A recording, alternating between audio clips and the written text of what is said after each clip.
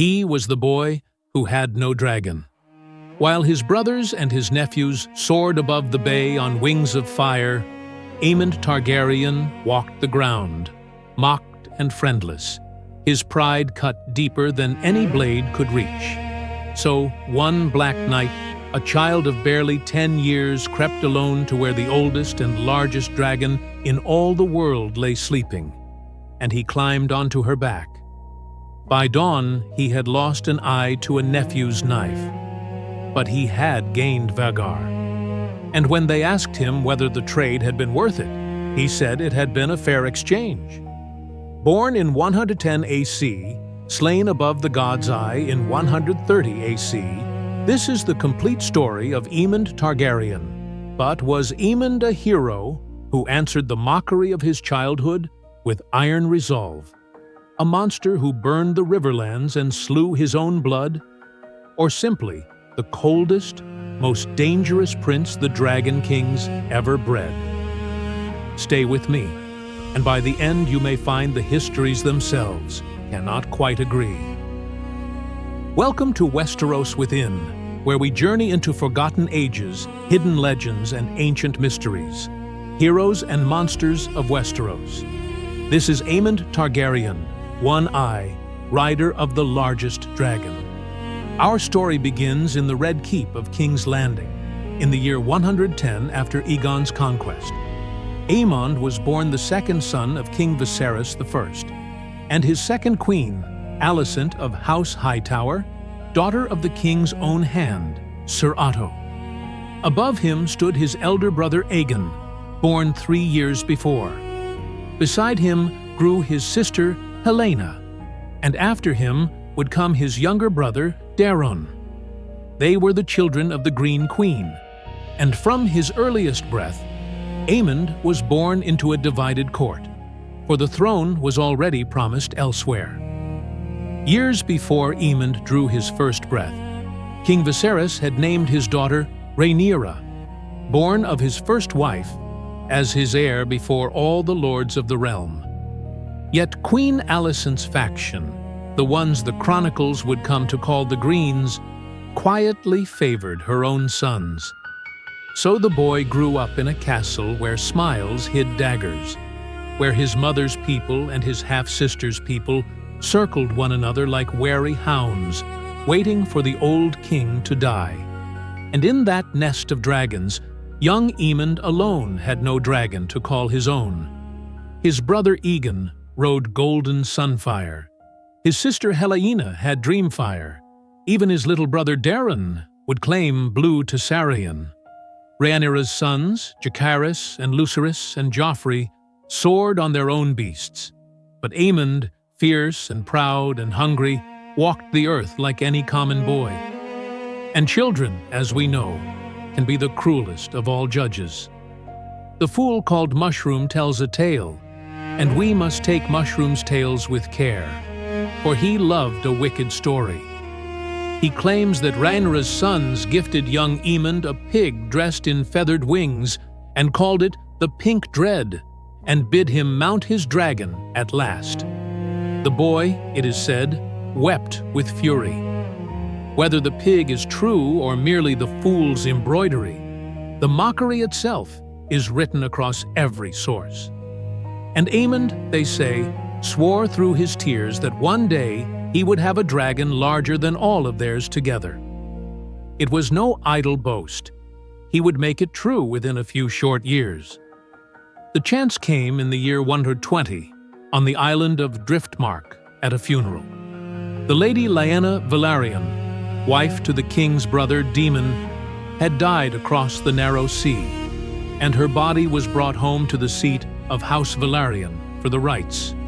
All the dragon children gathered there to mourn, and riderless among them, vast and ancient and unclaimed, slept Lyanna's dragon. Vhagar, she had carried Queen Visenya in the days of the Conquest. She was the oldest living dragon in the world, and the largest, a creature the size of a hill, whose roar could shake the foundations of a castle. She had no rider now, and in the dark of night, a boy of 10 years old went looking for her, It was madness.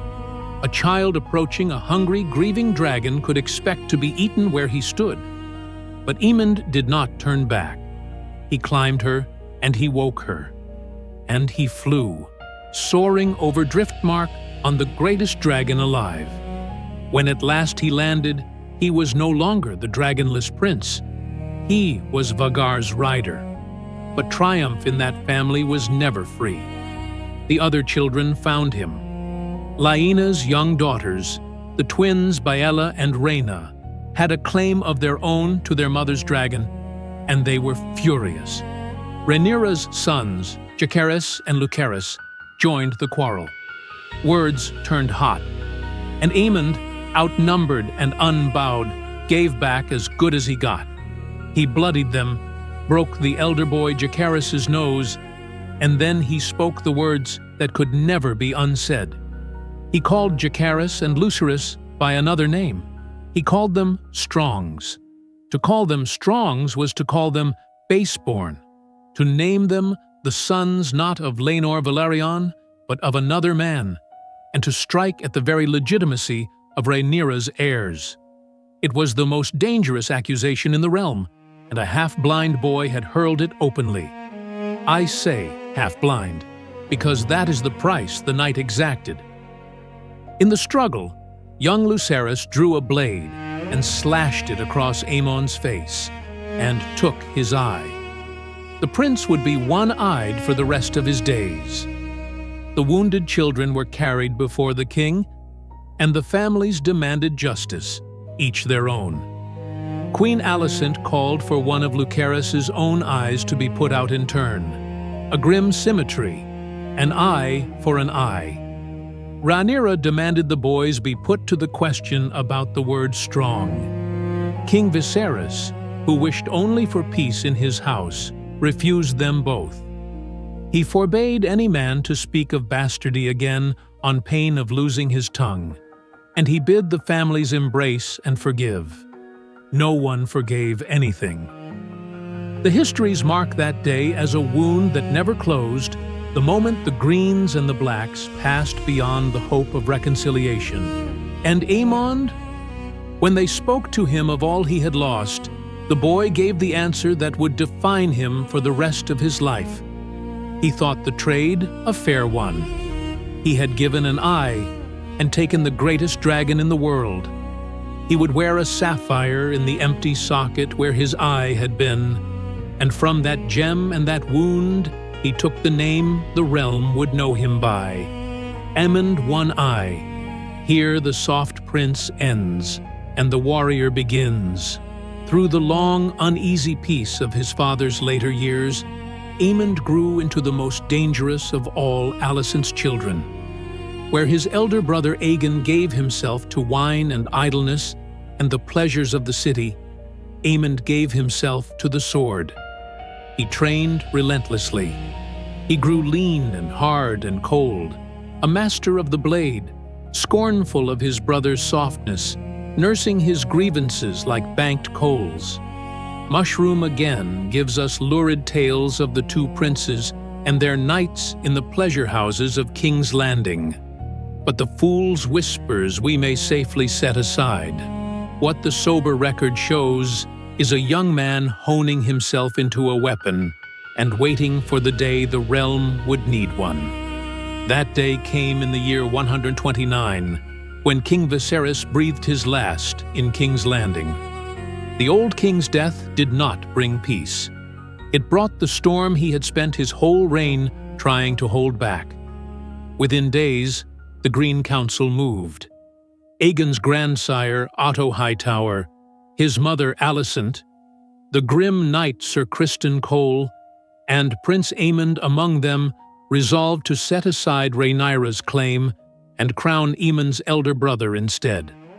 Aegon II was crowned before the people in the Dragon Pit, and on the rock of Dragonstone, the disinherited Rhaenyra was crowned in answer. So began the war the singers would name the Dance of the Dragons. From the very first, Aemond was the sharpest blade the Greens possessed. He was no drunkard king and no aged counselor. He was a warrior in the prime of his fury. and he rode Vhagar, the largest living dragon in the world. That single fact made the Greens formidable beyond any army they could muster. And Aemond knew it. The two sides raced to win the great lords to their cause, and both reached for the storm lords of the Stormlands. Rhaenyra sent her son Lucerys, the very boy who had once taken Aemond's eye, flying to Storm's End on his young dragon Arrax, to win the allegiance of Lord Boros Baratheon. But Aemond had come there first, on Vhagar, to seal a marriage alliance of his own. And so, by the cruel turning of fate, the one-eyed prince and the boy who had blinded him stood together once more, beneath the same roof, years after Driftmark. The years had not cooled Aemond. In Lord Boros's hall he looked upon Lucerys and demanded payment at last, an eye for the eye he had lost. Lucerys had come only as a messenger, and Boros had no marriage to offer him, and would shed no blood beneath his roof. The Lord of Storm's End forbade any violence, and ordered the boy sent safely on his way. Safely. But there was a storm rising over Shipbreaker Bay. Lucerys took to the air on Arrax, a young and slender dragon, and beat his way out into the wind and rain. And behind him, Aemond mounted Vhagar and gave chase. Out over the black and heaving waters of the bay, the ancient dragon ran down the young one. What followed, the chronicles tell us, was swift and terrible. Vhagar seized Arrax in her jaws. Boy and dragon both fell from the storm into the sea, and neither rose again. Whether Aemond meant for it to end so, the histories cannot agree. Some say he intended only to frighten the boy, and that the dragons, once roused to fury, slipped beyond the control of any rider. Aemond himself would later speak as though the beasts had acted of their own savage will. But most who tell the tale believe it was cold and deliberate vengeance, an eye repaid with a life. Whatever the truth of his heart, the consequence was beyond dispute. This was the first kinslaying of the dance, the death that turned a cold quarrel over a crown into open and bloody war. For when word reached the grieving Rhaenyra, vengeance answered vengeance, and a horror crept into the red.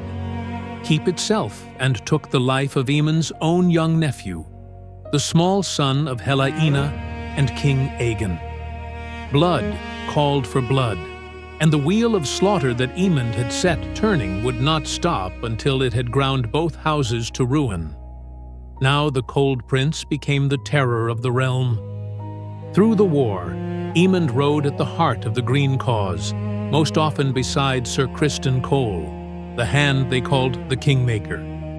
Their strategy was simple and savage. Take the field hard and burn away the support that the Blacks drew from the great river country at the center of the realm. At a place called Rook's Rest, Aemond and his royal brother laid an ambush, and there they brought down the proud Queen Rhaenys and her red dragon Meleys. But the victory came dear. King Aegon and Golden Sunfire were grievously burned in the fighting, and the king vanished from sight to nurse wounds that would not heal. Some of the darker accounts whisper that Aemond let the dragonfire fall upon his own brother on purpose, the better to rule alone. That charge can never be proven, and we should be wary of it. But this much is certain. With the king broken and hidden away, it was Aemond who took the reins of power. Named Prince Regent of the Seven Kingdoms, he ruled from the Red Keep in his brother's stead. The iron authority of the crown gathered into his own one-eyed grip. And then he turned that power upon the Riverlands. He flew Vhagar to the great ruined castle of Harrenhal and seized it, only to find it empty. For Aemond Targaryen had taken it for the Blacks and then slipped away, leaving the prize hollow. A man on a flying dragon cannot hold a fixed seat against an enemy who simply melts into the countryside. Denied his battle, Aemond did something colder. He took to the sky and made war upon the land itself. What followed the chronicles remember with a shudder. Town after town, village after village, field and sept and farmstead, all given to the flames. He scourged the lands of the river lords who had dared back Rhaenyra, burning the holdings of the Brackens and the Blackwoods and the small folk caught between them, leaving a long black scar of ash along the trident.